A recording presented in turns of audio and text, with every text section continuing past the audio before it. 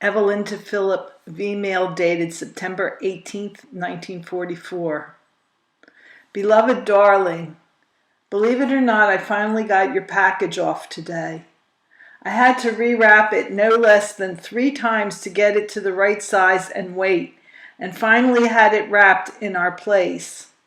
I sent off the package of saltwater taffies Ruth brought you alone. The larger package contains the following: 6 Pyrex bottles, a half dozen nipples, a rattle for Nigel, my own if you please, gift I mean, 2 rolls of Lifesavers, a pack of chewing gum, 2 peanut chew bars, a box of chiclets, and a Milky Way for you. I thought it time I gave you a break. I'm relieved that the package is in the mail, and I wish you'd advise the Wolves that the bottles are on the way. Here's hoping they arrive in good condition. I believe this package is wrapped better than any I've ever sent you. That's 'cause I didn't do the whole job myself. The colored fellows in my place fussed over it and did all they could to do the job right to please me. Here's a bit of news. Remember Renee and Meyer? Well, Renee is pregnant. About 4 months of it, I believe. Guess we'll all have kids by the time you get back. I should have said they'll. I'm so darn tired I don't know what I'm saying. We were very busy due to the 4-day holiday, and I was rushed all day at work. I don't ever remember being rushed so, and I'm very anxious to get to bed. Adele shocked my mom with the following. She was eating her lunch, and my mother let her eat it alone. When Adele finished the first course and my mother gave her her dessert, she reached to take the apron from Adele and give her a clean one, saying, "Adele, you can't eat with the dirty spoon. Nan Mom will give you another." Adele merely replied, "Nan Mom, was it?" My mother couldn't believe it came from her. As you can see, sweetness, our darling daughter is using simple sentences. I rode to work with Ann Cohen this afternoon, Phil's old flame, and she looks like a million. She certainly has become a regular glamour gal. And now, if you don't mind, honey, I'll take my leave of you, not, however, till I've told you once more what I've been telling you these many years, that I adore you, baby mine, and that adoration grows and grows and grows. Today we are married exactly 3.5 years, but strangely I don't feel as if I were ever married. You can't feel very married being 14 months away from your hubby at that. Oh well, there'll come a day. The news gets better and better, and I follow it closely. I could discuss many topics with you, but we'll have to save them for some day. In the meantime, I'll say good night, darling. I am your Ev. P.S. Faye's hubby was shipped directly to France.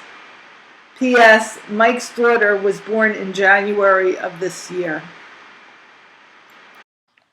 Philip to Evelyn, 18 September 1944. Ev, dearest, just returned from town to find your most welcome letter of 5 September awaiting me. Klein and I and 5 other fellows of the base were taken in via truck to attend the Rosh Hashanah services. They were held at the chapel of the garrison in town. Chaplain Richards of the British Army officiated. The worshippers were almost entirely servicemen and women of 3 armies, American, British, and Canadian, but the great majority of the congregation were American soldiers and officers. We far outnumbered all the rest put together. There was also a sprinkling of civilians, mainly Mr. D and his sons and brothers. The service was of about an hour's duration and was half in English and half in Hebrew. Not a bad idea, because the English explains the Hebrew, and it's a novelty to understand what you are saying. I never could see the sense in praying in a language understood only by a few scholars. Afterwards, we went along with the D's to their home. The table was already set when we arrived. The women were waiting for us. Of course, Klein and I were unlooked-for guests, but there was enough food for all and just enough room at table.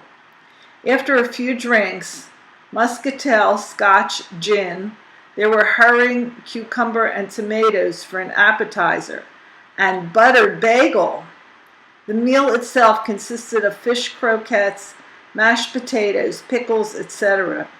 Then the ever-present tea and homemade cookies that were exactly like Mom, age 2, used to bake on the holidays. After supper, the D's proceeded to entertain themselves and everyone else as is their custom. My partner at table was a young English soldier who lives in London, has a wife and a 3-year-old daughter, and was getting his first leave in 6 months the following day. He is a versatile musician, playing both the piano and violin, and possessed of a very fine, immensely powerful tenor voice. He had brought along his own violin and played for us. I myself didn't care for his style. He was too careless and rough with his bowing. But he played swing, which is something I never could do on the violin. The D's, as per usual, were a show all by themselves. Ginger, Mr. D's kid brother, 200 pounds and short and red-haired, was home on a 10-day leave from his regiment and played the piano and sang in a husky baritone. Mr. and Mrs. D jitterbugged, tangoed, sang, and raised hell generally. Klein just raised hell generally. Yours very lovingly fiddled around with the fiddle and found he was very rusty indeed. I've been trying to get hold of a violin around here for a few months now, but only yesterday did I succeed in finding one. It belongs to a corporal on the base here, and he has promised to loan it to me. Now, if I could only find the time. Anyhow, a swell time was had by all at the D's, as you may well imagine. They are positively the happiest, merriest family it has ever been my pleasure, age 3, to know. They are truly wonderful. I wish so much, Chippy, that you were there to see them. At 11:30, Klein and I left them, albeit reluctantly. We spent the night at the Red Cross Club, arose early next morning, today, breakfasted at the club, and set out for the Garrison Chapel again.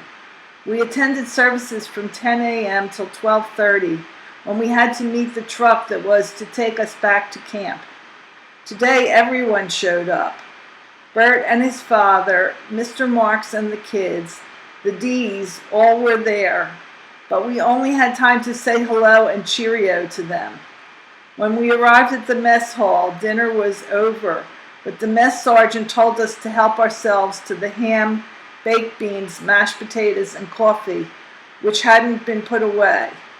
We rushed through the meal so that we might be in time for the matinee showing of The Sullivans at the Base Theater. It was a swell picture, one I enjoyed thoroughly.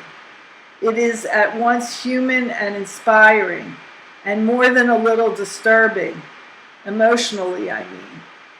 We came out to find the sky full of the planes and gliders of the 1st Airborne Army. It was, without a doubt, the most thrilling sight I have ever seen.